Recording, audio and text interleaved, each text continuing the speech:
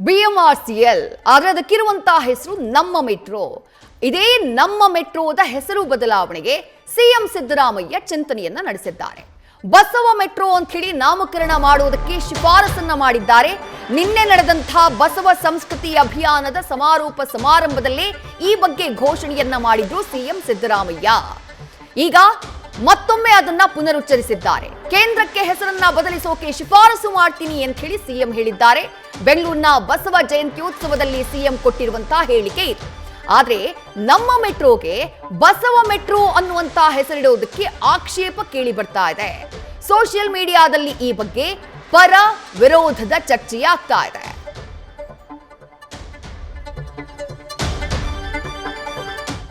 Metro ಯೋಜನೆ ಇದೆಯಲ್ಲ, ನಾವು ಮತ್ತು ಕೇಂದ್ರ ಸರ್ಕಾರ ಎರಡೂ ಸೇರಿ ಮಾಡ್ತಕ್ಕಂಥದ್ದು. ಕೇಂದ್ರ ಸರ್ಕಾರ ಮತ್ತು ರಾಜ್ಯ ಸರ್ಕಾರ ಎರಡೂ ಸೇರಿ ಮಾಡು. ನಮ್ಮ ಪಾಲು ಜಾಸ್ತಿ ಇರಬಹುದು. ಮೆಟ್ರೋ ಸ್ಟೇಷನ್ ಮಾಡ್ಲಿಕ್ಕೆ, ಮೆಟ್ರೋ ಯೋಜನೆ ಮಾಡಲಿಕ್ಕೆ ನಮ್ಮ ಪಾಲು ಜಾಸ್ತಿ ಇದೆ. 87% ಇದೆ. 13% ಕೇಂದ್ರ ಸರ್ಕಾರದಿದೆ. ಆದರೂ ಕೂಡ ಕೇಂದ್ರ ಸರ್ಕಾರ ಒಪ್ಪಿಗೆ ಇಲ್ದೇನೆ ನಾವೇನು ಮಾಡಾಗಿಲ್ಲ. ನಾನು ಕೇಂದ್ರ ಸರ್ಕಾರಕ್ಕೆ ಈ ವಿಚಾರನ ಅವ್ರ ಮುಂದೆ ಇಡ್ತಕ್ಕಂಥ ಕೆಲಸವನ್ನ ಮಾಡ್ತೇನೆ.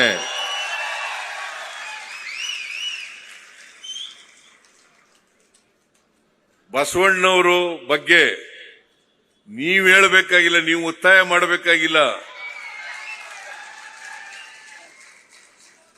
ನನಗೆ ಬಸವಲಿಂಗ ಪಟ್ಟದೇವರು ಅವರು ಸ್ವಾಮೀಜಿಗಳು ಮತ್ತು ಅನೇಕ ಸ್ವಾಮೀಜಿಗಳೆಲ್ಲ ಬಂದಿದ್ರು.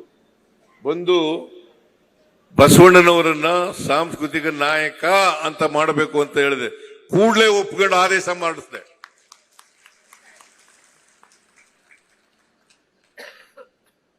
ಅದರಿಂದ ನಮ್ದೇ ಸರ್ಕಾರದಿಂದ ಪ್ರಾಜೆಕ್ಟ್ ಮಾಡಿದ್ರೆ ಅದು ಈಗಲೇ ಒಪ್ಪಿಗೆ ಕೊಟ್ಬಿಡ್ತಿದ್ದೆ.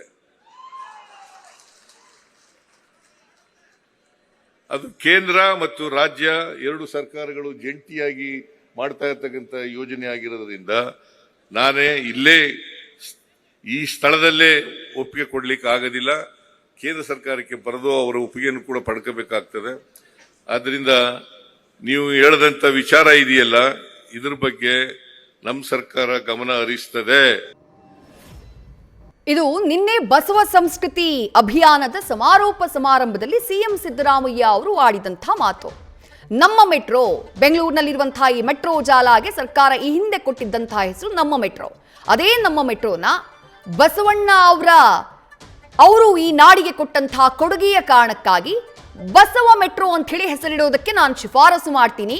ನಮ್ಮ ಕೈನಲ್ಲೇ ಅಧಿಕಾರ ಇದ್ರೆ ನಾವೇ ಮಾಡ್ಬಿಡ್ತಾ ಇದ್ವಿ. ಕೇಂದ್ರಕ್ಕೆ ನಾನು ಈ ಬಗ್ಗೆ ಶಿಫಾರಸು ಮಾಡ್ತೀನಿ ಅಂತ ಹೇಳಿ ಘೋಷಣೆ ಮಾಡಿದ್ದಾರೆ ಸಿಎಂ ಸಿದ್ದರಾಮಯ್ಯ.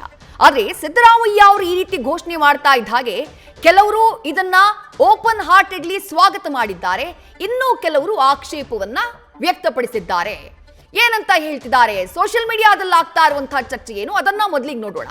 ಸಿಎಂ ಸಿದ್ದರಾಮಯ್ಯ ಅವರ ನಿಲುವನ್ನ ಕೆಲವು ಬೆಂಗಳೂರಿಗರು ಖಂಡಿಸಿದ್ದಾರೆ. ನಮ್ಮ ಮೆಟ್ರೋ ಅಂತಾನೆ ಹೆಸರು ಉಳಿಲಿ ಅಂತ ಹೇಳಿ ಪಟ್ಟು ಹಿಡಿದಿದ್ದಾರೆ. ನಮ್ಮ ಮೆಟ್ರೋ ಅನ್ನುವಂಥದ್ದು ಒಂದು ಭಾವನಾತ್ಮಕವಾದಂತಹ ಕನೆಕ್ಷನ್ ಬೆಂಗಳೂರಿನವರಿಗೆ. ಯಾವುದೇ ಜಾತಿ, ಧರ್ಮ ಅಥವಾ ಧಾರ್ಮಿಕ ಇದಕ್ಕೆ ಸೇರಿದಂತಹ ಹೆಸರಲ್ಲ.